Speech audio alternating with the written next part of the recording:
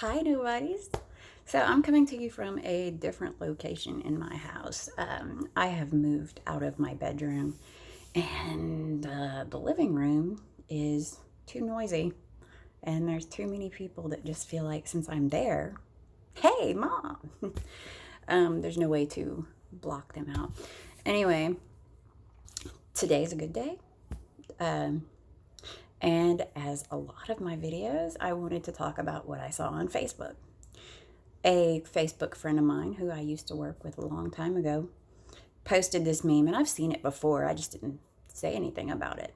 But it was a Shiite woman. For those of you who don't watch me, who don't know what a Shiite is a Muslim. Typically, they are Muslims. The largest amount of Shiites is in places like Afghanistan and Iran. They wear a full burqa.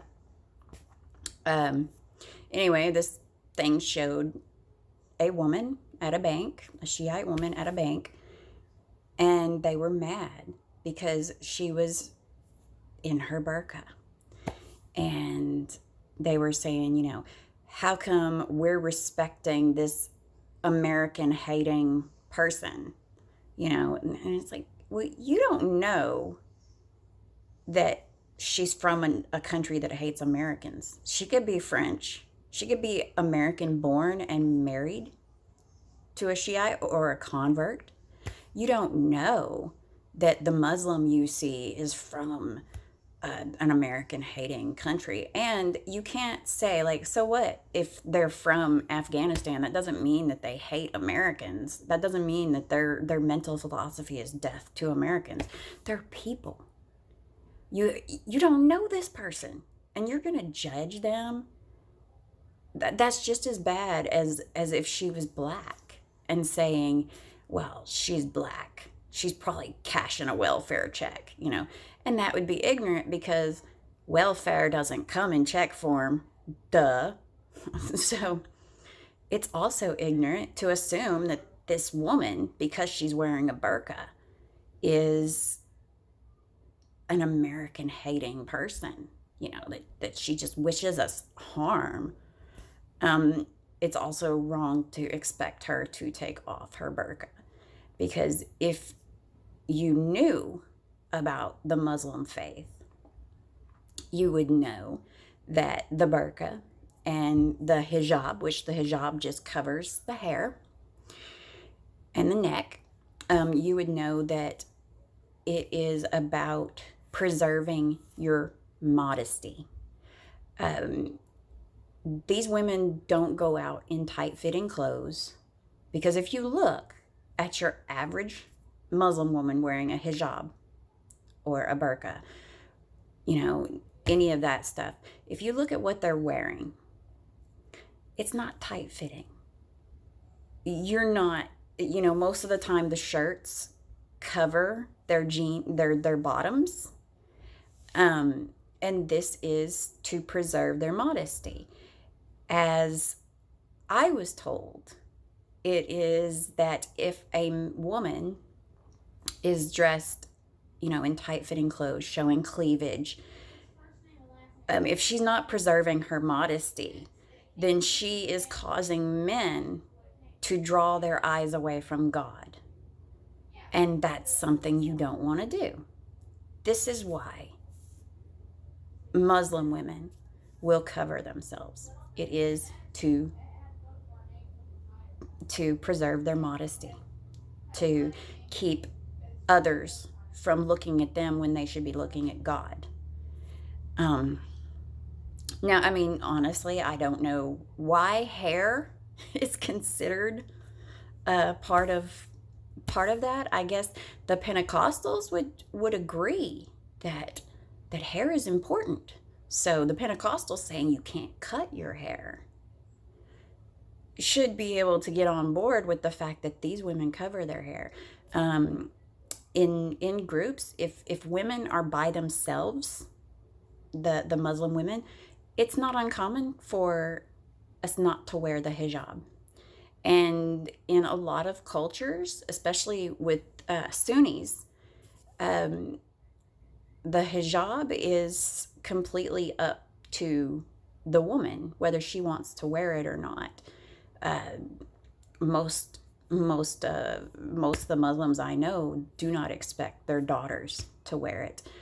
My friend Rose chose to wear it, even though she grew up in a family where the women didn't wear the hijab. They didn't want to do that, and her mom just kind of didn't like it that she wore it. And this was before there was any kind of uh, racial, or not racial, religious animosity about Muslims. Her mom, in Turkey, her mom was just kind of like, it's kind of like a Christian that doesn't wear a cross. It was, that was how her mom was like, oh, you're showing me up, but Muslim women, I mean, modesty is a thing. Now, do I think that uh, I think that a bank could easily be robbed by somebody pretending to be a Muslim, to be a Shiite? That's a great cover. But as far as like removing a baseball cap, in school, they'll make a kid remove a baseball cap. But I'll bet you they don't make a Jewish kid remove a yarmulke if they wear a yarmulke to school. I don't know. I am ignorant of the Jewish faith, really. But I'm pretty sure that they wouldn't make them remove that if they were wearing it just because they wanted to. Like say they're a 6-year-old kid who likes to wear a yarmulke. Um, a teacher's not going to make him remove that, but she'll make a, a kid remove a baseball hat. Sunglasses, this woman wasn't wearing sunglasses. So I mean, it's not disrespectful to tell somebody to remove their sunglasses, because it is kind of disrespectful to go into a business with your sunglasses on and talk to people. I mean, most of us will flip them up on top of our heads when we go indoors. We only need the sunglasses when we're outside in the sun or when we've got a migraine. But it's kind of respectful to look somebody in the eyes when you're talking to them. So I think that's why a lot of us will just go ahead and flip our sunglasses up. Um, but I was upset by that meme, just the fact that they were assuming that she was anti-American because of that. And it's like, okay, one, she's a person. The religion itself does not spout hate. I mean, if I based all Christians on what I have seen some particular groups do, like, let's see, Westboro Baptist Church, or if I were to base Christians on the acts of abortion clinic bombers, or anybody else who's used Jesus told me to do this, but these same people that I'm not looking at as, hey, you're like these bad Christians, you know, they're looking at Muslims like the religion is bad. It's not the religion that does bad things. Religion in and of itself is a guiding light for a lot of people. Religion is not bad. People are bad. And the country you're born in has nothing to do with it. Now, granted, when you go to Afghanistan and Iran and Lebanon and Nigeria, when you go to certain countries, there's a lot of young men that are pulled in to anti-America or anti-this or anti-that groups. That happens. But just because they're born there doesn't mean that everybody there thinks the same thing. I grew up in a household where the N-word was said quite a bit. Now, my daddy would never disrespect a person in public. He would not use the N-word in public. He would not refuse to help somebody because they were black. He would help them just like if they were white. But at home, I brought a black girl home to spend the night one time, and the shit my dad said to me when that girl left, it was bad. I grew up like this. I was born in a family where all of the people on my dad's side said the N word and looked down on black people. And I knew from a young age that doesn't make sense. That's not right. So I know that in these other countries where people think, oh, they all hate us, there's people that are genuinely friendly. They're genuinely good. They would offer you asylum if you were running. They wouldn't care that you're American. They wouldn't care about their personal safety in harboring you because they're just decent human beings. You cannot look at somebody and say, just by looking at them, just by seeing the cross on them, or a hijab, or a burqa, or a yarmulke, you can't tell me anything about that person except male, female, religion, and even the cross. Hell, I know a lot of really shitty people who ain't stepped foot in a church in a decade or more that wear crosses. That doesn't mean shit. The lady in line, she might have just been trying, she might not have even been a Shiite. She might have been checking out the bank. She might have been seeing if anybody would say anything. It might have been a social experiment. You don't know. And one of the things that really gets me about society is the assumptions. Just assuming that a person is a certain way.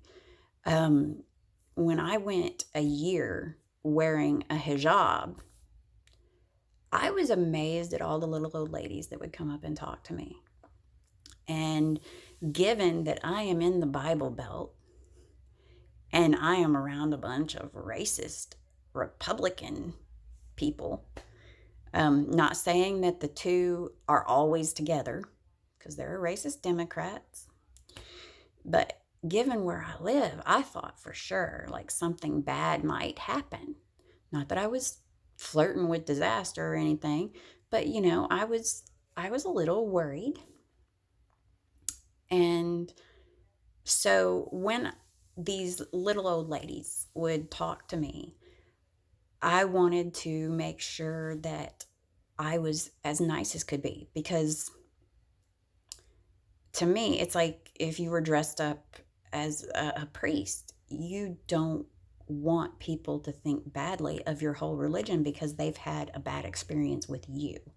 You want them to say, well, I met a nice Jewish person, or I met a nice Muslim person.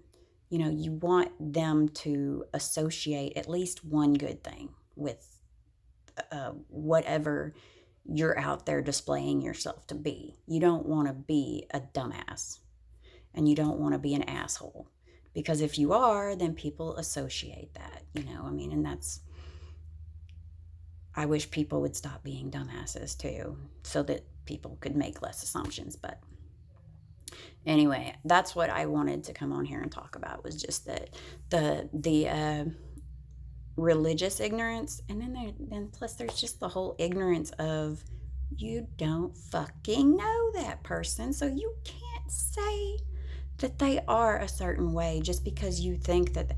That's like if I looked at every black person as, oh, he's unemployed, he's living off his girlfriend. You can't say that, because I know a lot of hardworking black men. They're working 2 or 3 jobs. Then they're American born. So I can't say that all Americans have a shitty work ethic just because I've met a few people that have. Just because a lot of foreigners I meet have great work ethics, that doesn't mean that I believe every foreigner is an awesome employee. No, you can't assume those things, because there's always going to be people that don't fit that mold. So you're better off just minding your business. Don't worry about them. Don't worry about what they're getting away with. Oh my God, she didn't have to take that off and I had to take off my hat. Well, honey, you're born in America. You're in the fucking South. Your mama probably taught you to take your hat off when you go indoors. That's what you fucking do. You take your fucking hat off. That is just good manners. Okay? In their culture, if there's men around, the women do not take those off. That is part of their culture. You don't take that off around men. But if you're around other women, you do. I mean, it's a cultural thing. So people need to stop being ignorant. At least look it up. Figure out why.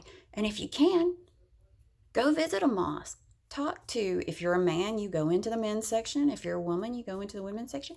Talk to them. Most of the time when you go in there, it's just like walking into a Christian church. If you walk in there with a good heart, they will embrace you. They will talk to you. They will give you a good experience. I mean, you're not going to walk into a place, you shouldn't, no house of God or mosque or temple should turn you away. And you meet people, so I would encourage people to meet people. If you can go in with an open mind, I mean, don't go in like an asshole, because that ruin it for people who are genuinely like wanting to know about stuff. You don't want to make people go, well, that's an outsider. I mean, when I went, most of the places I've gone have, it's a house of worship. Open arms. They want you to be there. They want you to be on the same side as them, which is the right side of God. Anyway, that's all I got to say about that. My day's not over, but it's been a good day, and it's gonna be a good night, I promise you. I'm gonna make it so. If your day's been shit, tell yourself, I had a day. Tomorrow can be better if I wake up and I say, it's gonna be better. I'm gonna walk into it like anything is possible. And if bad stuff comes up, you just fix it or deal with it. Let it roll. That's what I got today. Have a good night.